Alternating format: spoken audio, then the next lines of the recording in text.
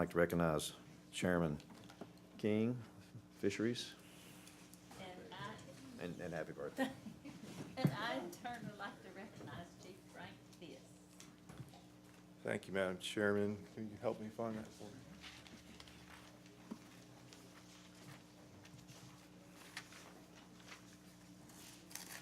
Just up and down button or click. Click. Okay.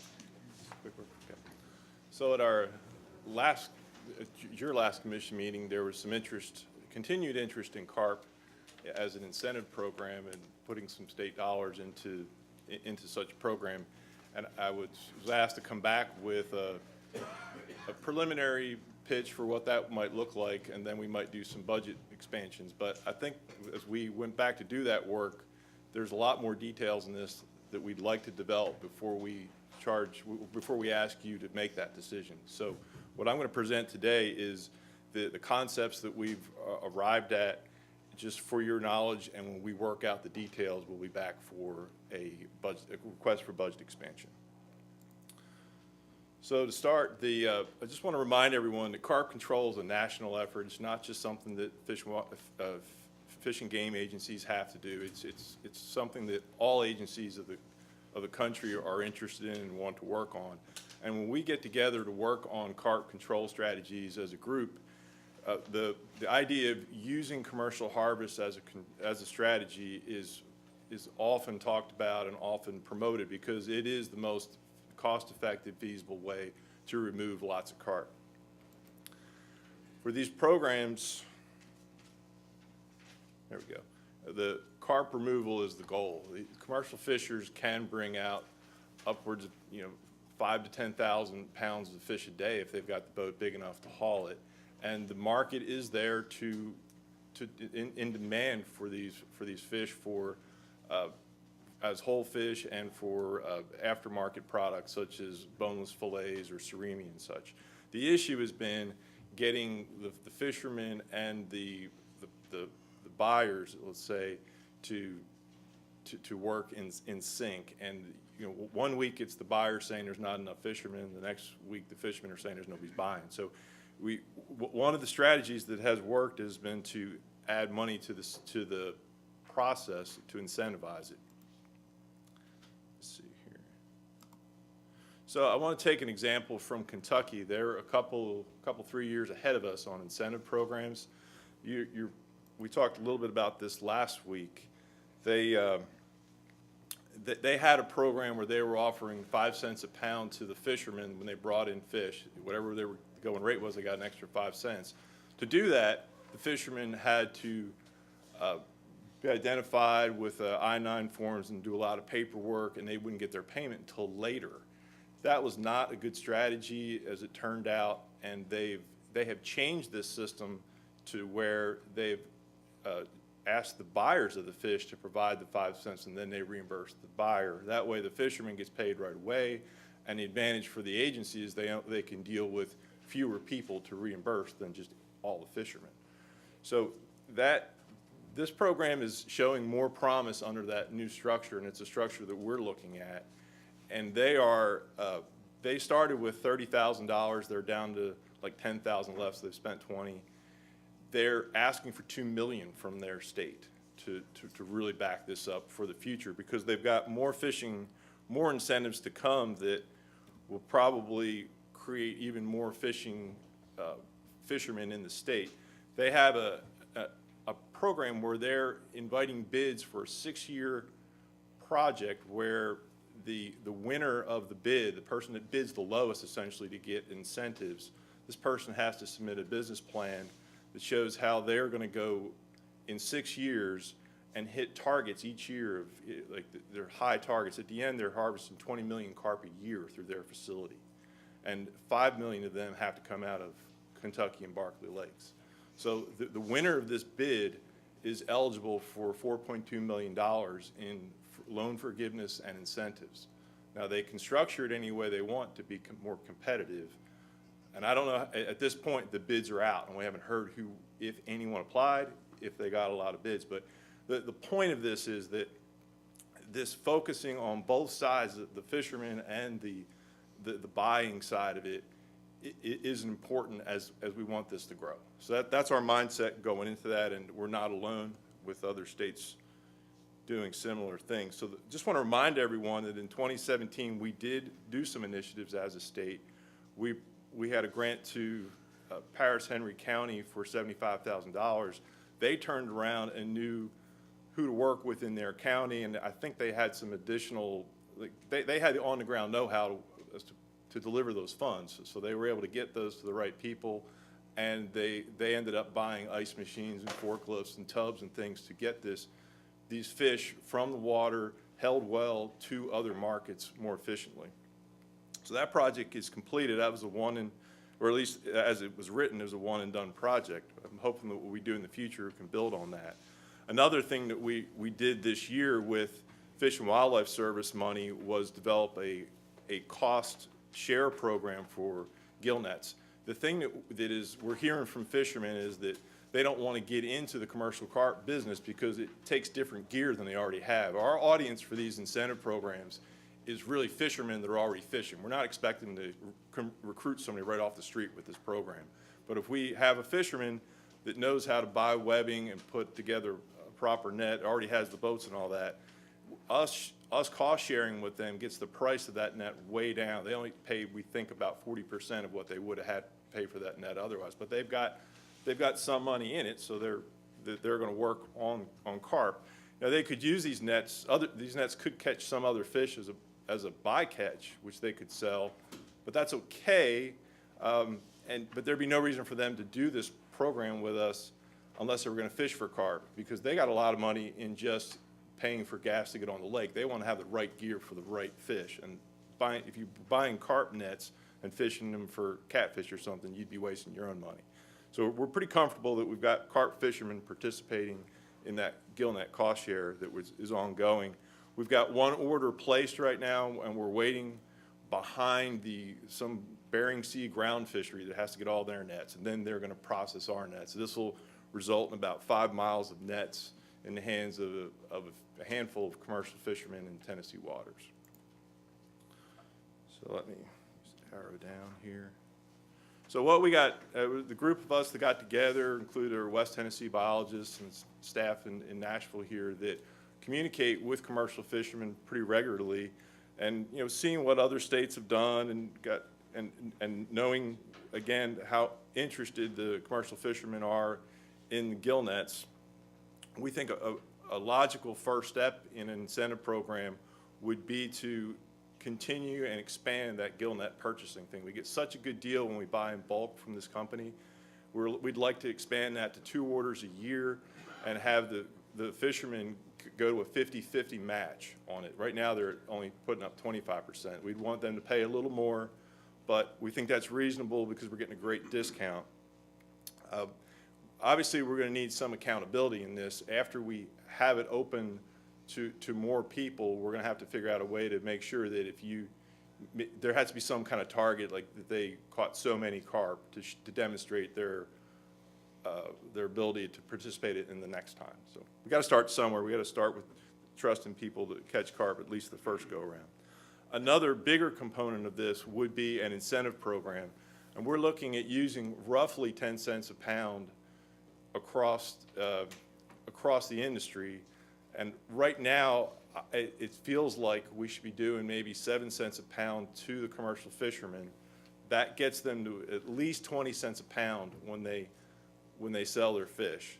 And that would leave 3 cents for the buyer, who would handle the paperwork of paying the fishermen the 7 cents, plus give them some expanded capacity to hold more fish, maybe hire a helper to move fish. This is a lot of labor moving all these pounds of fish. So there's other ways we could structure this too. That's why I don't have the details worked out. I'd like to have it where we offer this for everyone that is involved in it for the first year or so and see how it goes. And then maybe the next year we could do some things to challenge them a little more. Let's say maybe you're not eligible for an incentive until you hit a certain benchmark or something. But I don't want to slow this down if it's growing either. So we've got a lot of details to work out. Our next steps are to have more meetings with the commercial fishing industry the state of Kentucky heard that we were working on this, and I got 3 calls just in the last 3 days about how they could get involved in this. And these are calls from private fish houses, not the state of Kentucky. So but the other concern is we don't want to do something that's going to undermine what they're working on, because they're pulling fish out of Kentucky Lake and Barkley Lake as well. So we want to work hand in hand with them. They're paying a little less than we would, but their fishermen get a little more for their fish from the buyer. So we're still targeting that 20 cents a pound. Another thing that we need to do is consider partners in this. Again, we're all in this together. There's other NGOs, maybe other agencies that would want to contribute to get carp out of these lakes. We don't go this alone. There may be issues where, just from the way state policies are, it's hard for us to give money or take money or set certain conditions. Maybe we need the help of a partnering foundation or federation to help us handle some aspect of this. I don't know that yet, but that could be down the road. I'd like to set up something that works, obviously, and then say, okay, we've got a working product here. Who else wants to contribute to this to carry it forward? But I think it's only fair that we put out some of the first dollars to get it going if we don't hear from anyone else sooner. But as I mentioned earlier, we do have to develop details. I want to keep the paperwork and the whole program as simple as possible, but there'll be the counter argument that there has to be accountability in this too, and that anytime we're going to need that, so we're going to need some kind of measure of what's happening. And at that time, I'll come back for a budget expansion, and we'll hopefully hit the ground running when we bring the money to you. I'm not quite done with your question now. Sorry. Do you want to? I do have a question. Okay. Yeah, I'll take a question before I jump on this other Two topic. questions. Did you say, just clarification, when Kentucky did theirs, they started out paying the fishermen too much, not too much, but I mean too much of a hassle. So they went to the buyers, right? Mm-hmm. So we would do that here? That's So it the seems to work. concept. We're looking. We want to bounce it off the buyers next. Right. See how excited they are about that. What payment they would need to be involved in that. Okay, second question. When you're talking about buying carp, are all the buyers, the fish buyers, are they buying carp, or is it just specific carp fish buyers?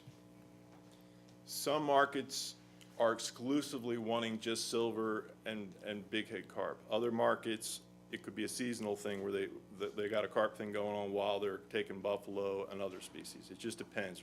There's some fishermen and markets that are kind of working more on grass carp right now. Right.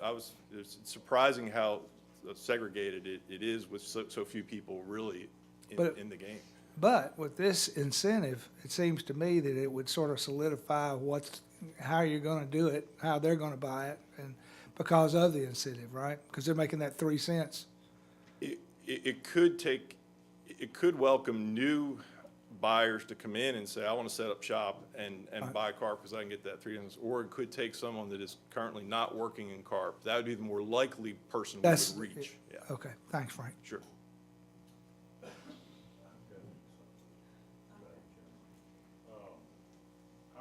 I would think, and I like what you're doing, but we need to be careful we don't pay more than Kentucky, I would think, because the fishermen will come out of Kentucky and come here if they can make more money. I mean, bring Kentucky fish here, I mean, while we're cooperating, we don't want to. Well, it'd be okay if they came here and took our fish. This is not, I know, you know, I'm but, talking about bringing fish caught in Kentucky, bring it here and sell it to oh, right. higher payment. The fish that are caught in Tennessee cost a little more to get to the processors that are in Kentucky. That's why they're getting less for them. So if someone's catching fish in Kentucky, they can get the same amount of money without driving there's cost in moving it down. So that's that 2 cents difference, we think. We want to iron that out more with the buyers. But where the fish come from, we've got to have some spot check accountability on this built into it. But I certainly don't want to burden a program that's just trying to get people out there taking fish out of it. We don't want to spend too much money in watching it. We want to put that money into removal of carp. Are you going to try to stick with current commercial Yeah, there's no limit on it. I think it's most probable that we would get current fishermen and more excited than someone starting fresh, because there's such a, If somebody wanted to start an Asian carp fish exclusively, do they have to buy a license? they do, they do have to have a license to fish for Asian carp. We actually talked about license fees a little this morning. That's such a minimal part of the cost that I wouldn't want to give that away. And we need that mechanism to know who the people are, to get them involved in the reporting process. I think if we were to go to, if it comes down to just needing the money for the license, I would rather see someone sponsor a license, maybe an NGO or something, say, we'll buy so many licenses that people will go do it, rather than us give away a license. We don't, as an agency, we don't have good mechanisms for that. Fishing license is $200, $300, $200. It's $250-ish. Yeah, yeah. And the paddlefish is $1,000. Yeah, that's the bigger one. The other thing is, of course, that would take legislative, or wouldn't want to use up a visit to the license structure over that when we could fund it otherwise. Well, anyway, another thing that came up at the last meeting was mentioned was bow fishing opportunities. And we hadn't put a lot of on-the-ground work on this yet, but we certainly are aware that there is capacity to remove carp from bow fishing. It's not near the capacity that the commercial industry can do, but just getting with those organizers and having them have tournaments that target carp over other species, carp exclusive tournament is a pretty conservation-minded way to have a tournament. We'd like to have that conversation with them. I know they did that. I believe that last one out in Nashville was like that. So that's pretty encouraging. We'd like to have that conversation some more. There may be a time when there's not a lot of commercial harvest on a particular body of water, say Old Hickory, because the numbers are down. If we could get clubs interested in fishing those areas where we don't have that other pressure, that would be helpful. And likewise, there may be carp species or sizes of carp that we're not seeing or getting the right, we're not collecting in our samples and commercial harvest. If they would bring in unique specimens that we'd identify ahead of time, we could have that value. So while they're not going to bring in a lot of fish, there might be opportunities to direct their effort or help us in ways that it's not just strictly removal, but more interesting information. Just a network saying we're seeing carp here versus and here, that in places where we don't have. Like, I'd hate to hear it, but it's more than likely that someone on a Nickajack Lake will call in and say, I saw a carp, before we know they're there, because they're out on the water all the time at night looking for those things. So that's just some ideas with the bow fishing.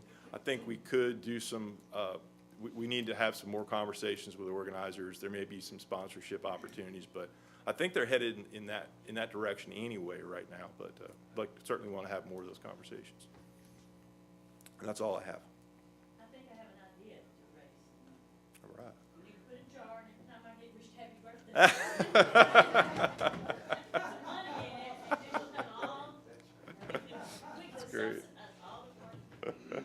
Substantially more capacity to shoot a shotgun off the back of a car. Here we go. I would vote for that. Thank you. Is there any more questions for this? Any more questions for this? Thank you.